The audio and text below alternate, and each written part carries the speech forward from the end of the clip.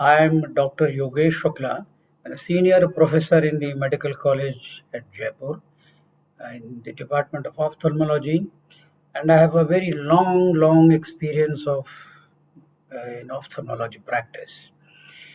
You see, what we are going to talk today is something which is very important for general public. I would, prefer to speak in Hindi because the everybody would be able to understand who do not understand English.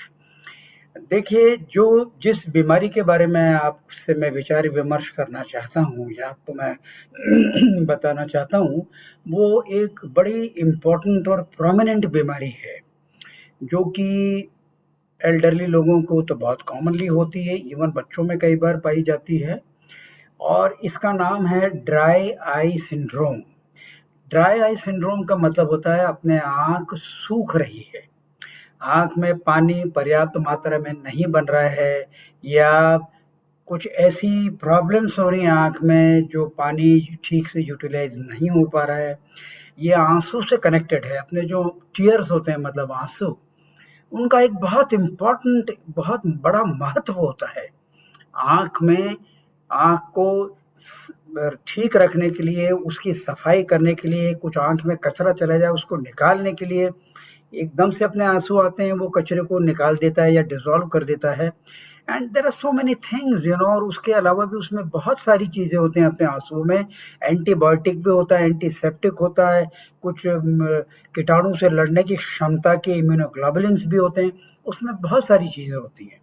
तो अगर वो पर्याप्त मात्रा में नहीं बनता है या उसमें कोई खराबी आ जाती है, तो आँख अपनी सूखने लगती है। इस बीमारी को इंग्लिश में technical medical name is dry eye syndrome.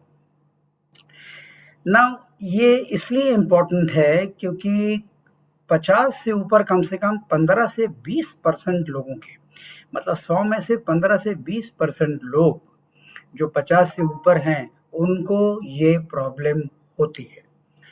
बहुत बार इसके बारे में मालूम नहीं पड़ता है, बहुत सारे आँख के डॉक्टर इसको समझ भी नहीं पाते हैं। वो ये समझते हैं कि चश्मे के नंबर हैं, गलत हैं, इसके वजह से हो रहा है, या अपनी एक आंसू की नली होती है वो बंद होने लगती है, उसके वजह से होना, वो भी एक कॉमन चीज़ है। बट जो बहुत बड़ी बातें हैं और बहुत सारी चीज़ों से ये रिलेटेड है, उसके बारे में हर आँख के डॉक्टर को या तो मालूम होना चाहिए, और नहीं भी मालूम है तो आपको भी समझना चाहिए। आप as a general public you should also know the problem what you having. आप अगर अपनी बीमारी के बारे में नहीं समझेंगे या उसके बारे में आपको डिटेल नहीं रहेगा, तो आप कई बार डॉक्टर को जाके समझा भी नहीं सकते कि आपकी क्या प्रॉब्लम हो रही है। एनीवे, तो अब जो जो इम्पोर्टेंट बात यह है कि ये ड्राई सिंड्रोम होता क्या है। यू सी, अपने आँख में आंसू बनते हैं, आँख के ऊपर यहाँ पर ग्लैंड्स होती हैं जो कि अपने आँख के अंदर पीछे होती हैं, आँख के अंदर नहीं होती, आँख के बाहर होती हैं, पीछे होती हैं, जो अपने जो आँख जिसके ऑर्बिट में जिसमें ये आँख रहती है उसके ऊपर वहाँ ग्लैंड्स होती हैं, वो आंसू बनाती हैं। और ये एक ऑटोमेटिक सिस्टम है, आंसू लगातार बनते रहते हैं, और जब ये आंसू बनते हैं तो अपन जो पलक झपकते हैं वो 15 से 20 बार अपन पलक झपकते हैं 1 मिनट में, तो ये आंसू पूरी आँख में फैलते हैं। ये पलक झपकने का मतलब, जो ब्लिंकिंग है उसका मतलब ये होता है कि आँख में आंसू चारों तरफ फैलाए जा रहे हैं। बिकॉज़ अगर ये आँख में आंसू नहीं रहेंगे कुछ टाइम तक, तो आँख सूखने लगेगी। और इन आंसुओं का क्या मकसद है? इन आंसुओं का मकसद है आँख को नमी रखना, गीली रखना, और इसमें आपको जैसे मैंने बताया बहुत सारे केमिकल्स आते हैं, एंटीबायोटिक्स आती हैं, एंटीसेप्टिक आते हैं इस आंसुओं के अंदर, कई इम्यूनोग्लोबुलिन्स होती हैं। इम्यूनोग्लोबुलिन का मतलब होता है कि कीटाणु से लड़ने की क्षमता, ये चीज़ें भी इसके अंदर अपने आंसुओं में आती हैं। तो अगर ये आंसू कम बनने लगते हैं या इनमें इन चीज़ों की कमी आ जाती है, तो आँख का जो कॉर्निया और जो कंजंक्टिवा, मतलब आँख की जो आगे की जो झिल्ली है, जो सफ़ेद है उसको आँख की झिल्ली बोलते हैं, जैसे अपनी चमड़ी होती है, और जो बीच में होता है आँख की उसको काला घेरा बोलते हैं, जहाँ से अपन देखते हैं। तो इनके रख रखाव के लिए, इनकी तंदुरुस्ती के लिए, इनको न्यूट्रिशन प्रोवाइड करने के लिए आंसू एक बहुत अहम भूमिका निभाते हैं। So you should not take anything, अगर आपके आंसू से कनेक्टेड कोई भी प्रॉब्लम, आंसू ज्यादा आ रहे हैं या कम आ रहे हैं, या कोई आपके आंसू में प्रॉब्लम हो रही है, इन सब चीजों के लिए आपको ज्ञान होना चाहिए, क्योंकि अगर कोई भी प्रॉब्लम होगी तो आप डॉक्टर को सही तरीके से बता पाएंगे और तभी डॉक्टर उसका इलाज कर पाएगा। अब ये जो अपने आंसू हैं ये 3 चीजों से बनते हैं। एक तो पानी, जो कि अपनी ग्लैंड्स होती हैं ऊपर, जिसको कि हम लैक्राइमल ग्लैंड्स बोलते हैं। इसको एक्चुअली इसका जो मेडिकल नेम है वो लैक्राइमल फ्लूइड है। तो आंसू जो इसका हिंदी टर्म है, वो आंसू वो ग्लैंड्स बनाती हैं, समझे। तो एक तो मेजर जो इसका कंपोनेंट है आंसुओं का, वो है ये पानी। और इस पानी में, जैसे मैंने आपको बताया, बहुत सारे तत्व होते हैं, चीजें होती हैं, एंटीसेप्टिक, इम्यूनोग्लोबुलिन्स होती हैं, चीजें होती हैं जो आंख को रखता है। और इन आंसुओं के थ्रू हमारा जो ऑक्सीजन है, जो हमारा काला हीरा है जहाँ से अपन देखते हैं, उसकी ऑक्सीजन भी इन्हीं आंसुओं के थ्रू अंदर जाती है। तो हमारे जो सफेद चमड़ी आंख के चारों ओर और जो हमारा काला हीरा है, उनकी तंदुरुस्ती, ऑक्सीजन, न्यूट्रिशन सप्लाई करने का दायित्व इन आंसुओं पर है। तो आप सोच लीजिए, आप समझ लीजिए कि अगर ये आंसू कम बनने लगे तो हर चीज इफेक्ट होगी इससे, और इससे हमारे सामने का जो ऊपर की चमड़ी है और काला हीरा है, उसका न्यूट्रिशन भी इफेक्ट होगा और ये खराब होने लगेगा। This is what is known as degenerative effect of, because of the deficiency of this tears. अब दूसरा जो इसका तत्व है वो है जो अपने जो ये पलक है, जो लिड्स बोलते हैं, इसमें भी एक ग्लैंड्स होती हैं। वो भी एक तरीका का तत्व जो है, एक लिपिड है, वो सिक्रीट करती हैं, और जो कि इन आंसुओं को आंख में थोड़े टाइम तक रहने देता है। It is a lipid, oily layer कहते हैं जिसको। वो इन आंसुओं को, क्यों अपन आंख जब खुली रखते हैं, आंख खुली जब अपन रखते हैं तो ये इवेपोरेट होने लगते हैं, उनको इवेपोरेशन से थोड़ा रोकता है कि कुछ समय तक तो ये आंसू आंख में रहें, 10 से 15 सेकंड तक ये आंख में रहने चाहिए आंसू, जिससे कि इसका ऑक्सीजन जो इन आंसुओं में आ रहा है वो ठीक से अपने कॉर्निया और इनको और जो बाकी न्यूट्रिशन इनको मिल जाए। And the other thing is a mucin, एक ग्लैंड्स और होती हैं अपने आंख की चमड़ी के ऊपर, जो कि एक और तत्व सीक्रेट करती हैं, जो कि लुब्रिकेशन का काम करता है। आंख के ऊपर की लुब्रिकेशन, जो चमक रहती है आंख में, अपन बोलते हैं देखिए इनकी आंख कितनी अच्छी चमक रही है, कितनी चमक है इस आंखों में, that is what is known as the lubrication done by the mucin, which is secreted by the conjunctiva, मतलब जो अपने आंख की झिल्ली है, जो चमड़ी है, उस वहां से सीक्रेट होती है। अब इन तीनों चीजों का बहुत बहुत बड़ा महत्व है। अगर इन तीनों में से कोई भी चीज कम हो जाएगी, मैं आपको दोबारा बोल रहा हूं, इन तीनों में से कोई भी चीज कम हो जाएगी तो आंख के ये जो अपने आंसू हैं, इनके कंपोजिशन, इनकी क्वालिटी पर फर्क पड़ेगा और अपने आंख के हेल्थ पर फर्क पड़ेगा। ये तो मैंने आपको एक मोटी मोटी बात समझाई जो साइंटिफिक है। अब आपको क्या समझना है? देखिए, आप 40 के ऊपर हैं, 50 के ऊपर हैं, 60 के ऊपर हैं, आंसू अपने आप थोड़े से बनना कम हो जाते हैं। एक चीज तो ये है जो कि एक नॉर्मल नेचुरल कोर्स में कम होने लगते हैं, और जब ये कम होने लगते हैं तो अपनी ब्लिंकिंग भी ज्यादा हो जाती है कि जितने भी आंसू बन रहे हैं, जितनी भी मात्रा में बन रहे हैं, वो कम से कम सब तरफ फैल जाए, जिसमें कि आंख की चमड़ी को न्यूट्रिशन मिल जाए पूरा। दूसरी प्रॉब्लम होती है बीमारियों की। आंख में सैकड़ों तरह की बीमारी होती है, मैं आपको लिस्ट नहीं बता सकता यहाँ, क्योंकि this is not for you, but इतनी सारी बीमारियां आंख में जिसकी वजह से आंसू कम बनने लगते हैं, अपना जो ऑयली लेयर है वो कम बनने लगती है, अपनी जो म्यूसिन लेयर है जो लुब्रिकेशन करती है वो कम बनने लगती है। तो सैकड़ों तरह की बीमारी हैं जिसकी वजह से आंसू बनना कम हो जाता है, या उनकी उनकी जो क्वालिटी है वो खराब होने लगती है, तो वो भी एक टॉक्सिन का काम करती है। दूसरी प्रॉब्लम क्या होती है कि अगर आपके आंसू बन तो ठीक रहे हैं, you see they are produced in the appropriate quantity which should be there according to the age, लेकिन वो इवेपोरेट बहुत जल्दी हो रहे हैं बाहर। तो जितने टाइम तक उन आंसुओं को आंख पे रहना चाहिए पूरा नरिशमेंट और ऑक्सीजन जाने के लिए, वो नहीं जा रहा है, and that's why the quality of the tears is reduced. तो अब ये किन कारणों में हो सकता है? इसमें सबसे बड़ी बात ये कि अगर आप पूरी तरह पलक नहीं झपक रहे हैं, आप धूप में बहुत काम कर रहे हैं, सनलाइट में काम कर रहे हैं, ड्राई एटमॉस्फेयर में काम कर रहे हैं, कई फैक्ट्रीज ऐसी हैं जहाँ लोग काम करते हैं जहाँ की बहुत गर्मी है, वेंटिलेशन नहीं है, गर्म हवा सब तरफ सर्कुलेट हो रही, वो भी आंख की आंसुओं को इवेपोरेट करेगा। मैं इवेपोरेशन का तो हिंदी वर्ड नहीं जानता हूँ, बट यू नो वो आंख से वहां से इवेपोरेशन ज्यादा होगा और आंख सूखने लगेगी। दूसरी सबसे बड़ी बात जो इवेपोरेशन में आ रही है, वो आजकल की जो बीमारी है जिसको हम कंप्यूटर विजन सिंड्रोम कहते हैं। नाउ कंप्यूटर विजन सिंड्रोम में एक बीमारी आ गई है जो कि किताबों में भी आ गई है। वो इसलिए आती है क्योंकि हम कंप्यूटर बहुत लंबे टाइम तक काम कर रहे हैं, हम कम पलक झपकते हैं, उससे रेडिएशन आता है, उसकी वजह से भी आंख सूखती है।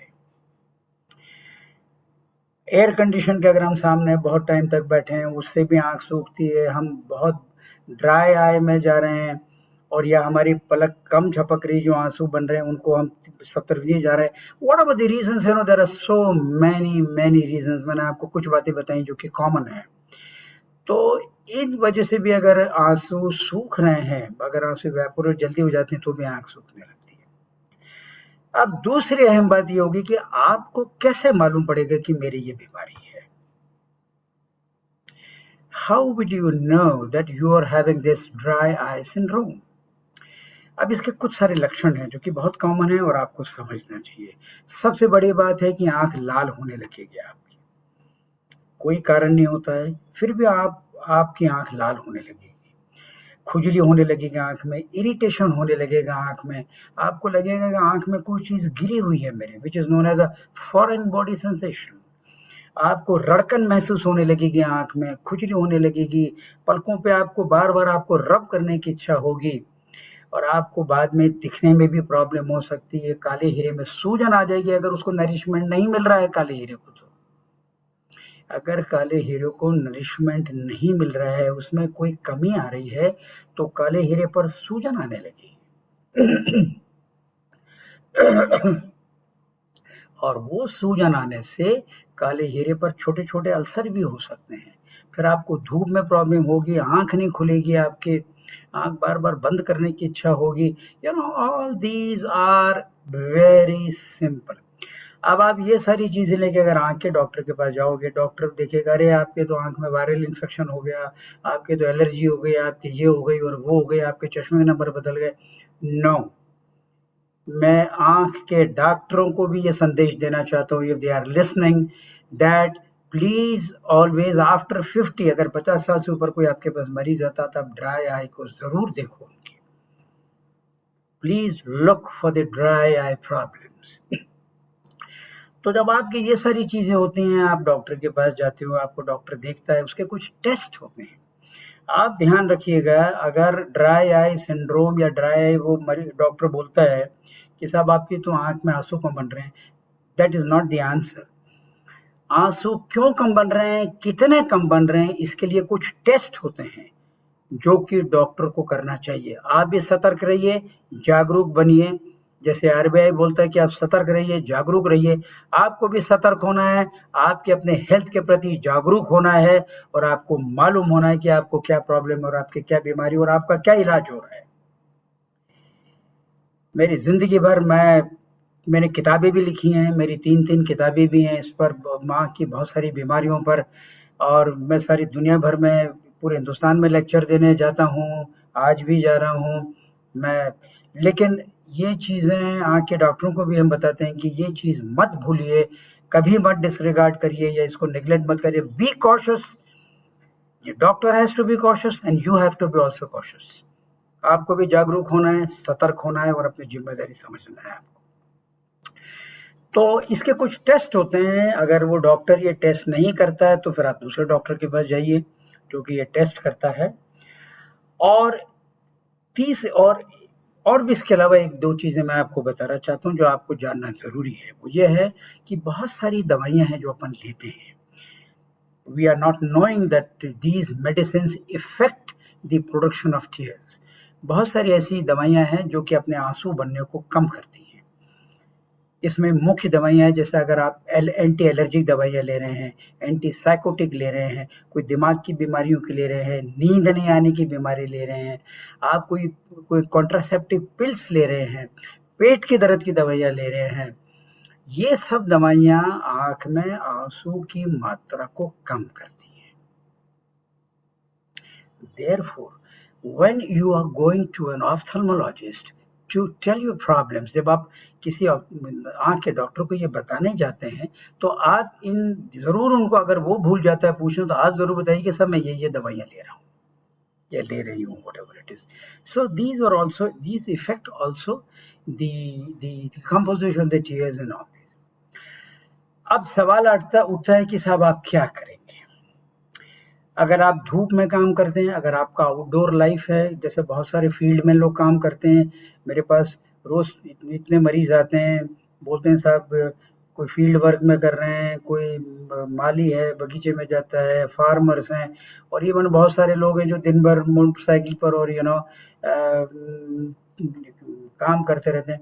उन सबको एक तो काला चश्मा लगाना चाहिए धूप से बचने के लिए, क्योंकि धूप आंख को सुखाती है, आंख में जो आंसू बन रहे हैं उनको जल्दी इवेपोरेट कर देगी। इसलिए आप एक तो काला चश्मा लगा के जब बाहर निकलें, और दूसरी बात यह है कि बार बार आप आंख को छपके नहीं मारेंगे, छपके मारने की इलाज नहीं है। आप जितना छपका मारेंगे आंख में जो आंसू बन रहे हैं वो और निकलते जाएंगे बाहर। That is not the treatment. कृपया करके छपका मत मारिए। तीसरी चीज, कोई भी ऊट पटंग दवाई आंख में मत डालिए, क्योंकि कुछ दवाइयां ऐसी जो आंख को सुखाती हैं, तो वो दवाई जैसे लोग गुलाब जल डाल लेते हैं, ये डाल लेते हैं, वो मत डालिए। इनका कोई रोल नहीं है, बल्कि ये गंदे पानी की बनी रहती है, आपको मालूम नहीं है, और आंख आपकी खराब हो जाएगी। चौथी चीज बात यह है, इन दिस सीक्वेंस आप कुछ दवाइयां जो डॉक्टर लिखता है, अब एक बार आपकी बीमारी डायग्नोस हो गई कि आपको ड्राई आई सिंड्रोम है, आपके आंसू कम बन रहे हैं, आपकी आंख में ये जो प्रॉब्लम है आंसू की वजह से हो रही है, तो आपके लिए कुछ दवाइयां डॉक्टर प्रिस्क्राइब करता है, which are known as lubricants. कुछ लुब्रिकेंट देगा जो आंख को नमी रखते हैं, कुछ आंख की हेल्थ के लिए और भी उसमें दवाइयां आती हैं, जैसे लिवोकार्टिनिन, कार्निटिन वगैरह उस लुब्रिकेंट में रहती हैं, वो आपको हेल्प करती है।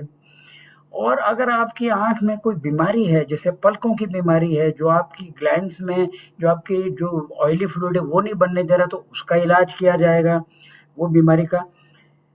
इसी कहने का मतलब ये है, इन अ नटशेल, अगर आपको कोई दवाई या सिर्फ आपके एज की वजह से अगर आंसू बनना बंद हो रहे हैं या कम हो रहे हैं, तो आपको जो दवाई डॉक्टर प्रिस्क्राइब करता है वो जिंदगी भर लेनी है। बहुत सारे लोग आते हैं, उनको दवाई लिखते हैं, उनको हम समझाते भी हैं, उनको अटेंडेंट को समझाते हैं कि भाई ये दवाई जिंदगी भर चलेगी, हर साल आप दिखाते रहिए, बल्कि हम तो हर 6 महीने से बुलाते हैं, कोई नई दवाई आएगी तो वो हम दे देते हैं, बट दवाई जिंदगी भर चलेगी।